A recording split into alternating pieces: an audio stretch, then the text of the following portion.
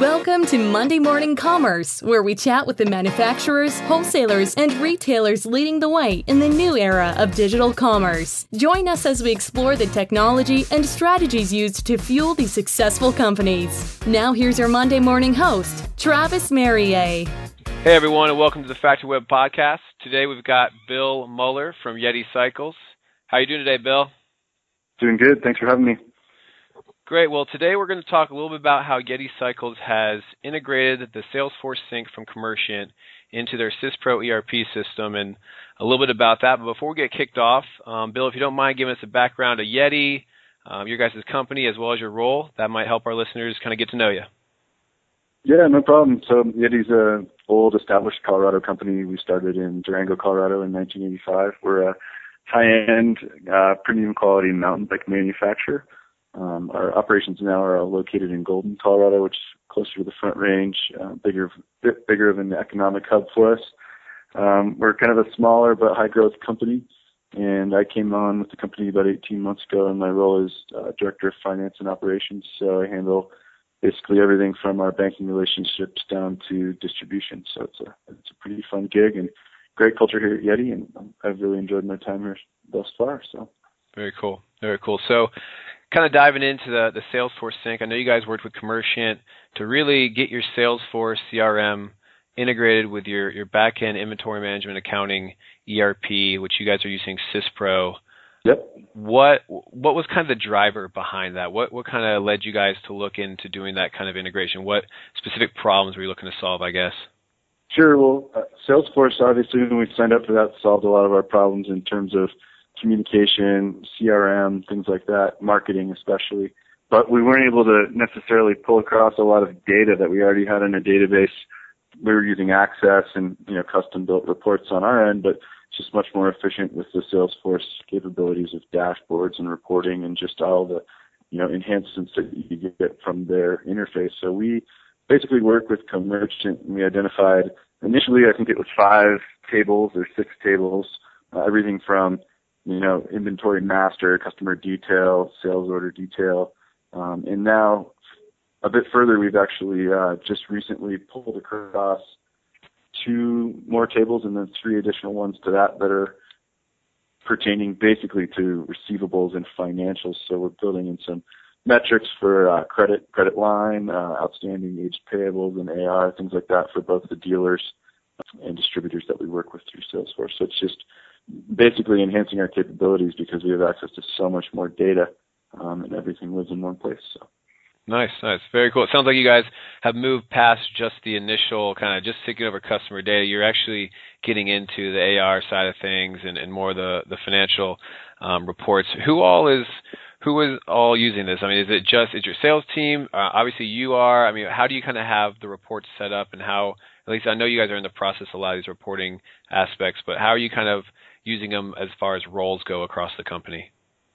Sure. Well, initially we knew it was going to be a sales initiative, and so our sales reps on the road have access. Salesforce gives you such good ability to limit people's interface or their ability to change things. So some guys just have, hey, I'm on the road and I need to know what inventory is, or I need to be able to look up order status, things like that. So we pull that data from Syspro into Salesforce and just put it into a pane where it's easily viewable to them in almost a read-only fashion where they don't have to interact with it or update it. Maybe they can add comments and say, hey, I stopped by this bike shop. We talked about these orders, but they don't really have to enter orders or change pricing or anything like that. And then kind of their superiors, the sales managers, if you will, they use it for, I wouldn't say forecasting. We're not quite there yet, but that's definitely on the horizon. But, and analyzing the flow of orders that we have right now, moving them through the sales cycle and really understanding what's out there and what's really a good order and what's kind of just a potential order. And that really allows them to allocate our product much more efficiently. We're not holding up inventory that we think is for an order that really falls through, and we can move things more efficiently. It's improving our turn. So visibility for the sales guys, most definitely. And then on the operations and financial side, which is really where I interface with it, it's helping because like I said, we just pulled over the receivables table and some of the other things, but it basically allows me to give people information that, maybe I don't want to disclose all of our financial reporting and things like that to them at the user level in Syspro. I just want to pull over a few key things like, here's your account, here's their outstanding invoices, and this is where they stand with dating. And so I can really limit what they see and communicate with them and give them access to information that is critical for what they're doing and what we're asking of them. So it's just kind of an all-encompassing way to give everybody access to more information and communicate with each other, and it's just facilitating the business. So it's really helped. Awesome. Good stuff.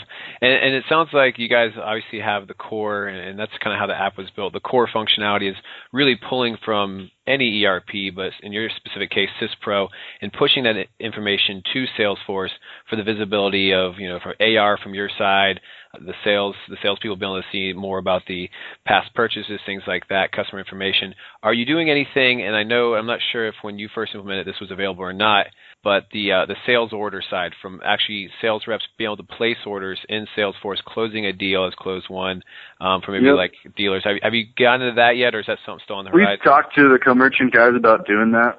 Their recommendation, which I think has been a good one, is to take it kind of piecemeal. So we started by, because just to be honest with you, the outside of the Commercient side, the Salesforce admin side has been challenging for us, and so we're getting our hands around all of its capabilities, and we don't want to pull over too much stuff right at once because we haven't even maximized what we can do with what we have. But yeah, down the road, kind of phase 2, phase 3, our plan is to do the quotes and opportunities, I believe is what they call the module, where it actually pulls over your SKUs.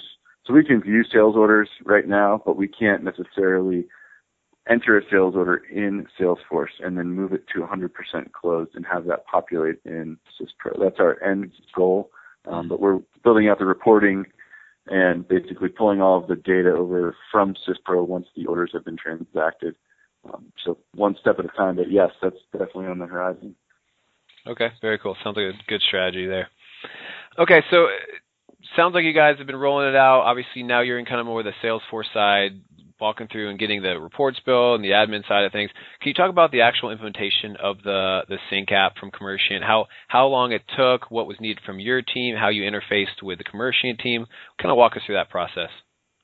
I think we drug our feet longer than we should have.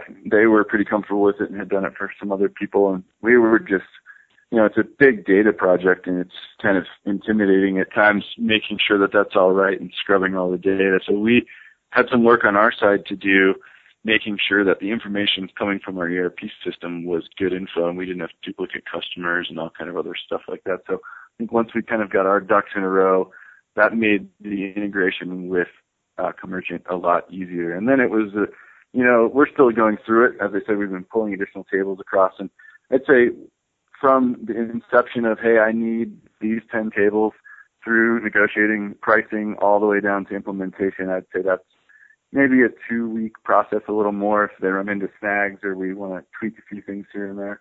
But basically the bolt-on integration that we got initially out of the box, everything functioned live within the time period that they said it would, and we had minor tweaks in terms of correction.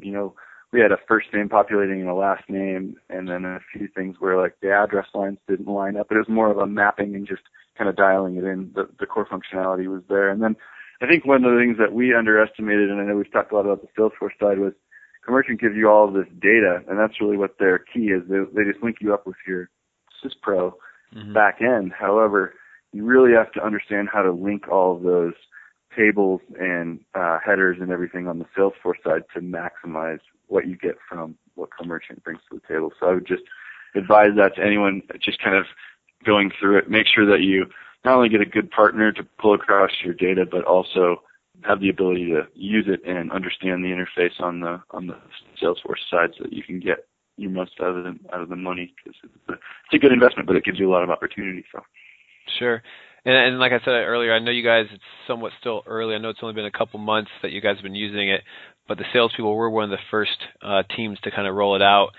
Has there been any change in the process that from, I'm not sure how much you interface with that team or not, but has there been any change in the process or anything that you've heard from just getting them ramped up from the sales side that you can kind of speak to?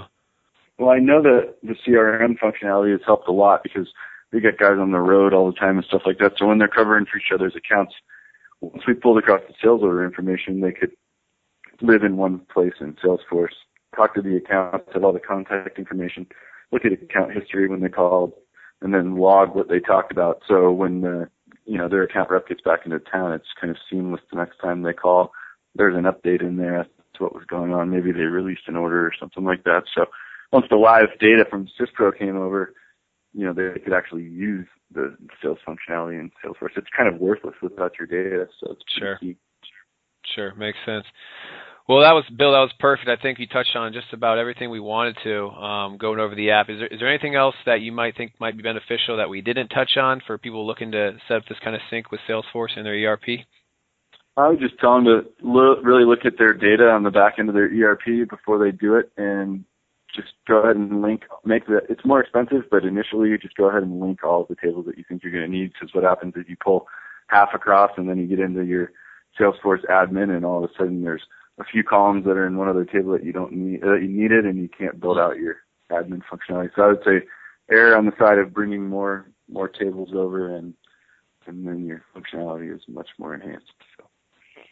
Perfect. Well, Bill, thanks for your time. Really appreciate having you on. And anyone that's listening, if you want to learn more about Yeti Cycles, the Salesforce Sync app, and FactoryWeb as well, go to factorywebsolutions.com/podcast.